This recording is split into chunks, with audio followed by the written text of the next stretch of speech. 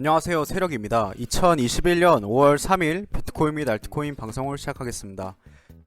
오늘은 이제 비트코인, 이더리움, 리플, 그리고 클레이 삼형제 차트를 좀 볼 거고요. 일단 지금의 제가 바라보는 관점, 그리고 앞으로의 그리고 관점, 그리고 모든 알트코인들이 전 고점을 넘을 수 있을지 그런 부분들을 좀 살펴볼 거고요. 도미넌스 차트가 제 예상대로 2차 알트 시즌이라고 판단을 하고 있는데, 이게 최대로 내려갔을 때 어디까지 내려갈 수 있을지, 그런 부분까지도 한번 체크를 해보고, 그리고 제 어떤 매수 매도 계획을 공유를 드리려고 합니다. 그리고 이제 그 전에 국민은행에서 지금 그 코다라는 암호화폐 커스터디 그 서비스를 시작한다고 나왔어요. 그러면서 이제 BTC, 이더리움, 클레이튼 이렇게 우선적으로 지원을 한다고 나와 있는데요. 이 내용에 대해서도 좀 살펴보려고 해요. 그래서 이 부분도 한번 살펴볼 건데, 일단 이 기사부터 한번 살펴보도록 할게요. 자, KB국민은행이 투자한 코다가 디지털 자산 수탁 서비스를 출시한다고 3일날 밝혔다. 이 디지털 수탁 서비스는 비트코인, 이더리움 등 디지털 자산을 외부 해킹, 보안 키 분실 등 위험으로부터 안전하게 보관하고 스테이킹 등 상품에 투자해 자산을 운용할 수 있는 서비스인데, 이 코다에 따르면 수탁 서비스는 해치랩스가 보유한 기술을 기반으로 개발이 됐다, 이렇게 나와 있어요. 이 호다라는 거는 정말 작년부터 나왔던 얘기고, 그리고 이 국민은행 같은 경우에 커스터디 서비스를 한다는 얘기가 19년도부터 있었어요. 제가 19년도 당시에 아시는 분들은 아시겠지만 저는 풀 대출을 받아서 그때 당시에 투자했다라는 걸 알고 계실 거예요. 그럴 수 있었던 이유가 이러한 변화에 대해서 그 누구도 관심을 갖고 있지 않았다라는 거죠. 그래서 저는 그런 확신을 가질 수가 있었었는데, 코다는 우선 비트코인과 이더리움, 클레이 등 세 종의 암호화폐 스탁을 지원할 예정이고, 코다는 향후 부동산, 금, 미술품 등 실물 기반의 디지털 자산과 대체 불가능한 토큰으로도 서비스를 확장하겠다고 밝혔다. 이렇게 향후 미래의 금융이 어떻게 될 것인가에 대해서 아주 짤막하게 잘 나와 있는데요. 자, 보시면 이게 19년도 6월 11일 기사입니다. 19년도 6월 11일 기사인데, 제가 이 기사를 옛날에 봤었어요. 국민은행이 아톰릭스랩과 디지털 자산 보관 관리 서비스를 만든다 라고 나와 있는데, 자, 국민은행이 블록체인 기술 기업 아톰릭스랩과 디지털 자산 커스터디를 한다. 뭐 고객 신원 확인, 자금 세탁 방지, 운영 노하우가 이제 결합이 되는데, 이 아톰릭스랩과 결합이 되는데, 나중에는 부동산, 미술품, 저작권, 라이센스 등 블록체인을 기반으로 디지털화된 유무형 자산을 안전하게 보관 관리할 수 있게 될 전망이다 라고 나와 있잖아요. 이 한 문장을 기억하세요. 부동산, 미술품, 저작권, 라이센스, 이게 지금 여기 나와 있는 코다는 부동산, 금, 미술품 등 실물계산 디지털 자산과 대체 불가능 토큰, 이게 19년도부터 방향성이 이렇게 나와 있었던 거예요. 그러니까 이미 사실상 금융기관에서는 뭐 이제 어떤 은행에서는 뭐 비트코인 거래하는 사람들을 되게 이제 뭐 위험 거래자 맞나요? 용어가 뭐 그런 사람으로 이제 생각을 해서 거래 제한을 둔다던가 뭐 그렇게도 하거든요. 지금 실제로 금융권에서 뭐 증권사라던가 은행에서 은행 객장, 증권사 객장에서 그렇게 업무가 진행되기도 하는데, 실질적으로 이 향후 방향성, 미래 금융 방향성은 이미 19년도에 다 나와 있었다라는 거예요. 그렇다면 그럼 이 지금 금융기관에서 일하고 있는 종사자들조차도 이게 진짜 뭔가 나쁜 거고 나쁘게 인식되어 왔는데, 사실은 진짜 이 고위층에서는 아마도 이게 방향성이라는 걸 알고 있었다는 거예요, 이미 사실. 근데 재밌는 게 뭐냐면, 이렇게 방향성에 대해서 다 얘기를 했었는데 그 다음날 기사 6월 12일이에요. 자, 6월 11일 기사인데요. 이게 6월 12일 기사, 국민은행 가상화폐 취급 서비스 아니고 단순 테스트다. 수탁 사업을 준비한다는 일부 언론 보도에 대해 선을 그었다. 블록체인 기술 기업과 업무 협약을 체결했을 뿐 암호화폐 사업 진출로 비출 수 있어서 이제 선을 그었어요. 선을 그었는데 재밌는 게 뭐냐면, 이 코다라는 게, 자 보세요.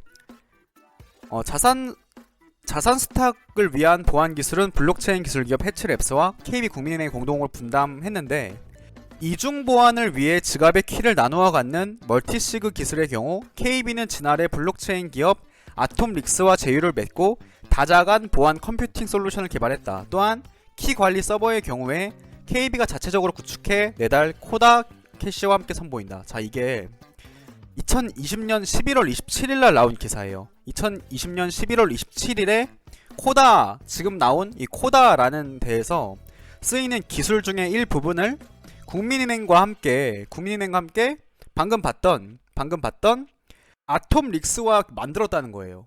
보시면 좀 이상하지 않아요? 국민은행이 가상화폐 취급 서비스 아니고 테스트라고 6월 12일날 밝혔는데 1년 후에 분명 테스트만 한다 그랬는데 갑자기 기술을 만들어서 나타났어요. 그리고 이제 이 기사가 뜨고 나서 몇 개월 만에 바로 이 코다라는 게 출시됐습니다. 이렇게 정보의 비대칭이 있기 때문에 미디어만 놓고 우리가 정보를 해석하고 그대로 우리가 이해하면은 절대 이 암호자산 시장을 제대로 투자를 할 수가 없다고 저는 생각을 하거든요.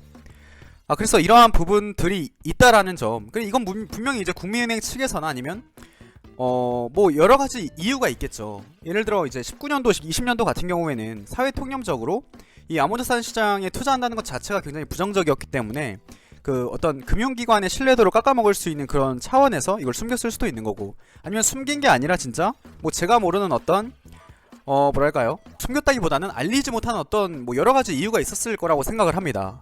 아무튼 근데 결과적으로 미디어에서 말하는 부분들이 그렇게 맞진 않은 경우가 많았다.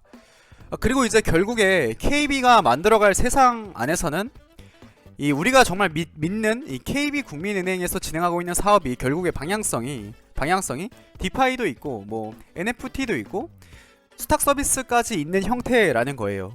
그러니까 사실상 기관 투자자들이 비트코인을 지금 투자하고 있고 이더리움도 투자하고 있는 상황에다가 거기에다가 지금 비트 이더에 클레이튼까지 지금 국민은행 수탁 서비스에 들어갔거든요. 이거는 이미 인정을 하겠다라는 거고, 클레이튼 같은 경우엔 CBDC 관련 이슈가 또 있잖아요. 사실상 방향성은 나왔고 어떻게 이 시장에서 이 기회를 어떻게 잡을 것인지 그 부분에 집중을 하면 될 것 같습니다. 그렇게 이렇게 넘어가고 지금의 장세를 좀 봐야 될 것 같아요. 저는 지금의 장세를 정말 엄청난 기회가 왔다, 그렇게 보고 있습니다. 엄청난 기회가 왔고, 일단 1차 시즌, 알트코인 1차 시즌, 그리고 2차 시즌이 온다고 했고 1차 시즌, 2차 시즌이 온다고 했었습니다. 실제로 지금 온 거고, 사실 최근 하락이 있었을 때, 최근 하락이 있었을 때 방향성을 그때는 알 수가 없었어요. 그때는 횡보를 할지 아니면 좀 더 내려갈지 아니면 지금처럼 이렇게 V자 반등을 해줄지 알 수가 없었습니다. 근데 저는 지금 방향성이 V자 반등으로 방향성이 어느 정도 나왔다. 그리고 V자 반등이 나왔고, 비트코인 흡성 대법 장이 아닌 알트코인 2차 시즌이 진행되고 있는 상황이다라고 해석을 하고 있습니다. 그래서 결국에 우리가 이번 알트 시즌이 저는 끝날 때쯤에 저는 많은 부분을 익절할 거라고 미리 말씀을 드렸었죠. 실제로 그 계획대로 저는 진행을 할 거고요. 이제 K코인 관련해서 좀 얘기를 같이 엮어보고, 일단 지금 이 도미넌스 차트가 어디까지 내려갈 건지에 대해서 제가 정확하게 예측은 할 수 없어요. 정확하게 예측은 할 수는 없지만 대강 이번 시즌에서는 35에서 40 사이까지 저는 내려갈 거라고 보고 있습니다. 즉 전 저점 정도까지는 내려갈 수 있지 않을까, 그렇게 보고 있어요. 여기서 이렇게 쏟아지는 그림이 나오고 그리고 제가 이더리움 같은 경우에는 BTC 차트에서 0.1에서 0.2까지 갈 가능성이 있다라고 말씀드렸었고, 리플 같은 경우에는 10,000사토시에서 20,000사토시까지 갈 수 있다라는 말씀을 드렸었는데, 제가 그 리플 코인에 대해서 얘기를 할 때 이런 전제를 더 썼어요. 만약에 이더리움이 0.1 BTC까지 간다라고 하면, BTC 차트에서 0.1 BTC까지 간다고 하면, 그리고 0.1 BTC를 깨서 더 올라간다면 리플 코인도 정말 10,000사토시에서 20,000사토시까지 정말 갈 수 있다라고 말씀드렸었는데, 굉장히 시장이 좋게 그렇게 흘러가고 있습니다. 그러다 보니까 이번 시즌, 지금 이 알트 시즌은 정말 제가 봤을 때는 정말 제일 이 시장을 투자하면서 가장 좋은 기회라고 저는 생각을 해요. 비트코인도 올라가는데 알트코인들이 더 많이 올라가는 장세. 사실상 진짜 어떤 걸 투자해도 웬만하면은 정말 고점에서 물리지 않는 이상 이 기회를 잡을 수 있는 그런 상황이라고 생각을 하는데요. 이제 이거를 좀 차트를 살짝 보면은 이더리움을 USD 차트로 보면 이미 전 고점을 깼습니다. 18년도 불장일 때 고점을 깨버렸기 때문에 지금 이더리움 같은 경우에는 USD 차트를 보기보다는 BTC 차트를 보는 게 훨씬 유효한 해석일 것 같아요. 유효한 해석일 것 같고, 이 BTC 차트 안에서도 굉장히 계속 올라가고 있습니다.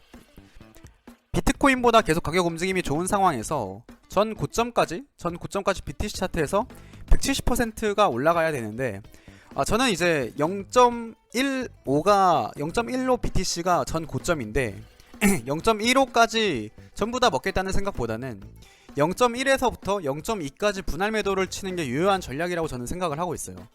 저는 그렇게 진행을 할 겁니다. 저는 그렇게 진행을 할 거고, 지금은 이제 이더리움 조정에 대해서 물어보시는 분들도 계셨는데, 조정을 지금은 걱정할 타이밍은 저는 좀 아니라고 보고 있습니다. 지금은 조정을 볼 타이밍이 아니라 오히려 상승이 시작된 시점이고, 지금은 조정이 나오면 오히려 더 매수를 해야 되는 시점이라고 저는 판단하고 있어요.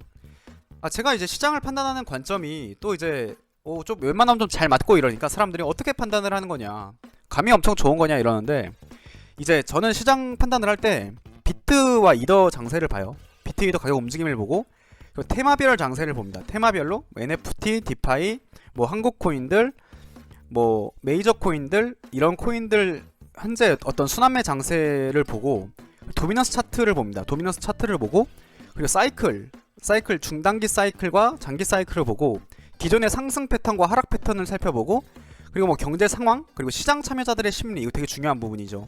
소위 이제 인간지표라고 할 수 있는 그 시장 참여자들의 심리를 보고 종합적으로 결론을 냅니다. 그렇게 좀 설명을 드리고, 그렇다라고 하면은 XRP 같은 경우에도 이제 2만 사토시, 1만 사토시에서 2만 사토시까지 간다는 의미는, 지금 제가 보고 있는 건 트레이딩 뷰 차트고, 저처럼 이제 어떻게 보느냐라고 물어보는 분들도 많이 계시는데, 트레이딩 뷰 사이트에서 로그 차트로 조회를 하면 이 차트는 볼 수 있고, 이 그림은 제가 그린 거예요. 제가 그린 거고, 지금 보시면 굉장히 차트 그림이 이렇게 제가 그려놔서 그렇게 보이는 걸 수도 있지만 굉장히 비슷하다라는 거죠. 비슷하다라는 거고, 이때 그림이랑 또 이때 그림이랑 상당히 비슷한 부분이 있고, 여기서 급등, 요런 급등이 충분히 나와줄 수 있는 구간이다 라고 보고 있어요. 근데 이제까지 기존 패턴상 리플 코인이 항상 불장이 마지막에 마무리를 짓고 시장 하락을 불러왔어요. 저는 이번 2차 알트 시즌도 XRP가 가장 마지막에 오른다, 그리고 스텔라도 리플과 같이 움직이는 그런 특성이 있기 때문에 리플과 스텔라는 가장 마지막에 오를 수 있습니다.